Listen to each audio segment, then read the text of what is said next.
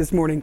The judge in the Karen Reed murder retrial is seething over the actions of her attorney as testimony resumes today. Now, last week, you'll remember, jurors visited the site where Reed is accused of running over and killing her police officer boyfriend. Here with me now, CNN correspondent Jean Casares and defense and trial attorney Misty Marris.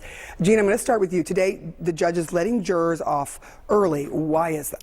Well, there's going to be a big hearing outside of the jury. Actually, it's voir dire, so because they are going to be witnesses. But these are the ARCA witnesses. You say ARCA witnesses. These are accident reconstructionists for the defense. Okay. And during a pretrial hearing, there was a motion that was filed by the defense saying that we are not paying these experts anything, but Special Prosecutor Hank Brennan actually did some research and work and found that there had been an invoice for thousands of dollars to these ARCA reconstructionist accident experts. So the judge was livid. It was a huge deal. The judge stopped the hearing the next week, brought all the attorneys back, talked to them at sidebar. She was ready, I think, to take some action. She asked Mr. Annetti, you are licensed in Massachusetts, you can cover this trial alone, right? And he said yes, but according to the sidebar by the judge, Karen Reed begged the attorney to not let go some of the other attorneys, Alan Jackson actually, and so the team stayed the same. Okay. But here's the thing, there's another side to this story, and this is the defense side. They didn't get a lot of information from these accident reconstructionists because there was a federal investigation on the case because of the alleged impropriety of police officers.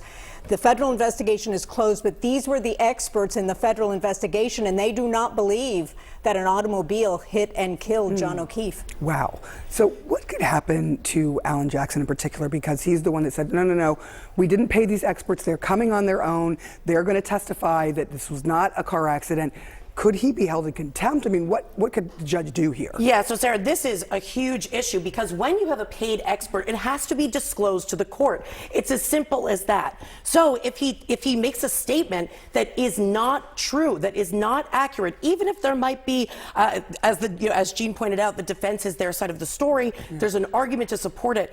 But if there was money exchanged, if that happened, then most certainly it needed to be disclosed, and it's something prosecutors can use on cross-examination. So to your point, contempt is absolutely on the table. There's two types. There's criminal contempt and civil contempt. Civil contempt is when an attorney is fined, and it's to get them to comply moving forward, whereas criminal is to punish. So listen, they towed the line, better be accurate. You could see the judge was seething.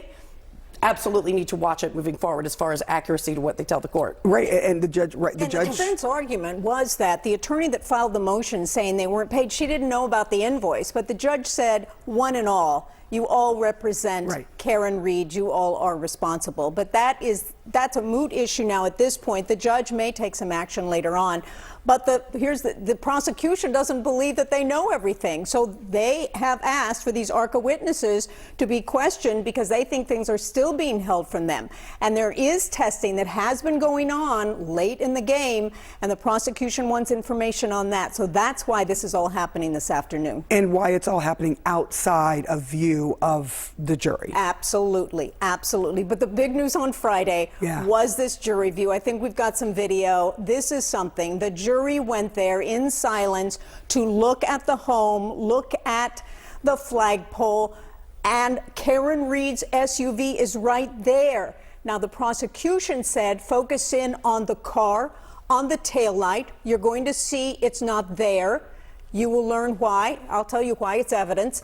The defense said, look at the home, look at the second floor window, look how close it is to the front lawn.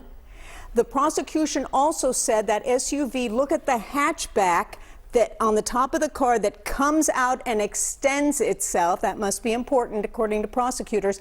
And the prosecution said there is cement that is cupping from the asphalt to the grass. And remember, his shoe, one shoe, was found flush to the area where the asphalt meets the grass.